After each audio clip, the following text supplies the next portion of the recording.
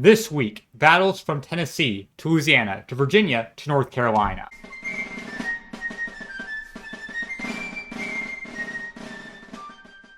First action this week is the Battle of Franklin, Tennessee.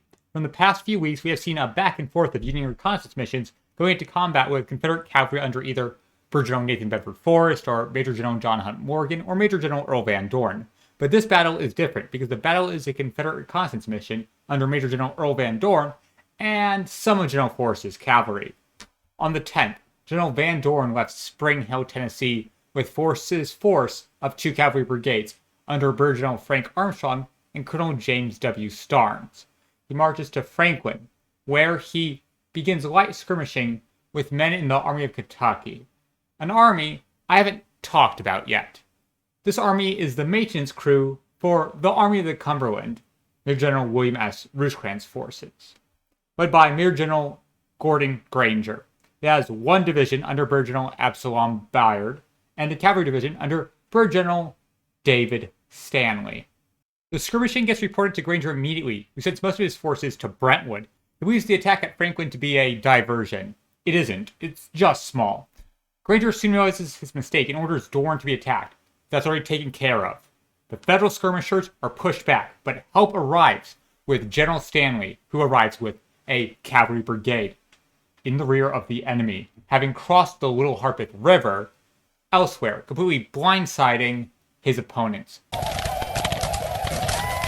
He smashes into the Confederates, quickly overrunning their positions. He takes a battery of cannons when Forrest rallies his men and counterattacks, retrieving the heavy guns. Stanley falls back across the river, ready to engage with Forrest at a long range.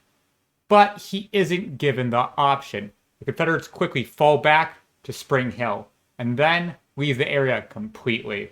It was Stanley's victory. He suffered 100 casualties and inflicted 137.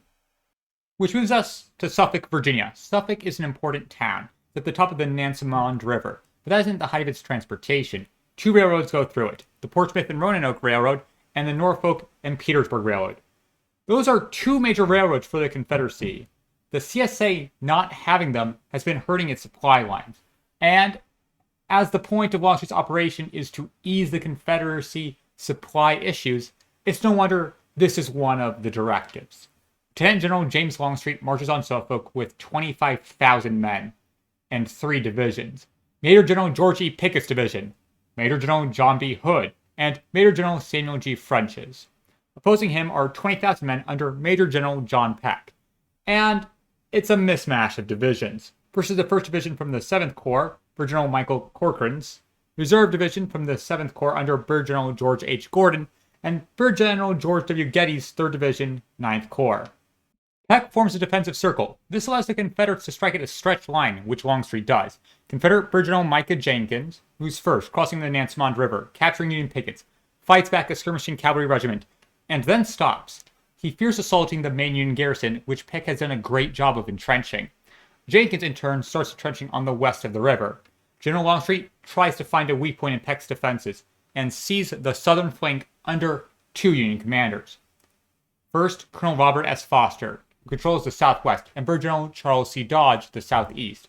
Major General George Pickett of the Confederacy assaults with his division. He takes over the Pickett's line. But as the southern flank was reinforced in anticipation of this assault, he decides not to press the charge. Colonel Foster retakes the lines, and Pickett continues to search for weaknesses, but finds none in the south. But the riverfront could be taken. Reconnaissance is done in the swamps nearby, and Major General John Bell Hood is made to camp on the Nansemond River, where he starts picking away on the Union flotillas, but to no great success. Hood begins construction of artillery batteries.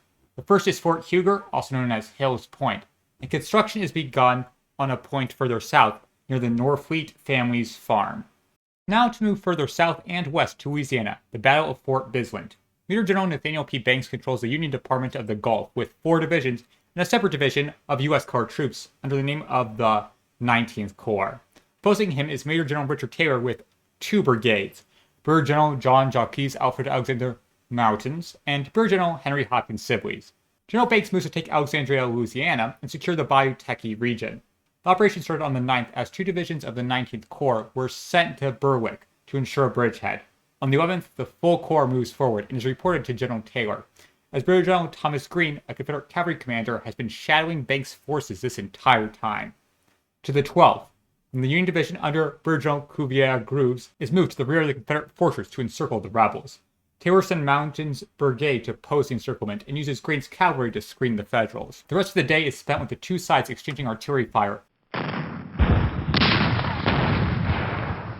At night, the Union returns to camp. The next day, the Union forms a battle line against Fort Bisland. 3 brigades from General Banks form in the south against Fort Bisland, and 1 in the north. Taylor sends Mountain to the north and Sibley to the south. For 2 hours, the two sides just look at each other. By 11 a.m., combat commences. The Union assaults the fortifications, but are driven back. A Confederate gunboat joins in, bombarding the Federals, but the Union responds with its own ships. As night approaches, Taylor realizes if he doesn't leave now, the impending encirclement will never let him again. So he pulls out. He suffered 234 casualties to the Confederate 450. Taylor moves his forces towards Franklin, and there he sees Cuvier-Grooves' division. The two sides skirmish for a while. When it becomes intense, Taylor charges and overruns the disorganized Federal lines. Taylor realizes he can't face the full division and withdraws again. He lost 253. The Confederates are unknown, but harsh. Taylor moves up the Techie, surviving to fight another day. Back to the siege of Suffolk. The 14th, the Confederates continued their construction of a battery at the Norfleet House. The Union flotilla under Lieutenant Lamson opens fire, but this is a terrible mistake, as one of the ships gets grounded. The other battery of Hill's Point traps the flotilla and joins in the barrage. As the tide rises, the ships get out. The Union moves to reinforce the riverfront and establish its own batteries to duel with the Confederates, and do silence the battery. Return to the Battle of Washington, North Carolina. Major General John Foster of the Union holds the town with the 18th Corps. It is being besieged by Confederate Major General Daniel H. Hill and his division. The 13th, the USS Espoir moves into Washington with supplies and a Rhode Island regiment. On the 15th, it leaves with General Foster, who hopes to bring in a relief column. Also on the 15th, General Daniel H. Hill receives a note from Lieutenant General Longstreet asking for reinforcements. Hill's opponent was just resupplied, and he has accomplished foraging. So he breaks off the siege, having Brigadier General Richard Garnett break off from the front defenses first. Then there are Sickles. Tad does tell his mother, the First Lady, about Princess Sam's kiss to the President.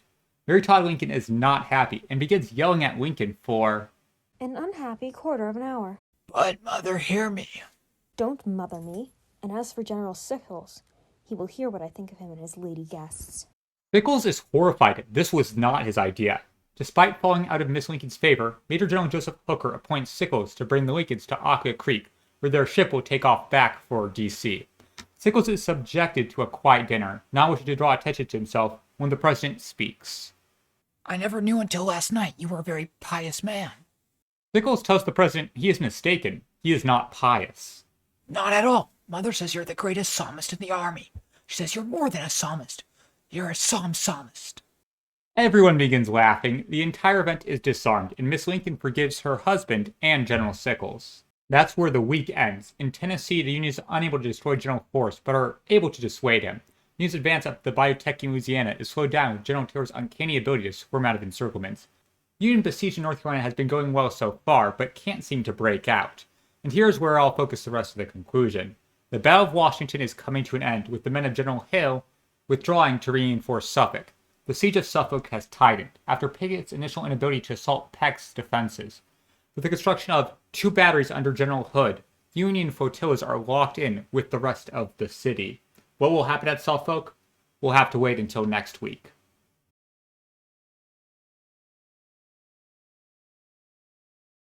Hello, it's the entire Civil War Week by Week team here, and this will be 2 years. 2 years of the war. Jesus Christ, that's a lot.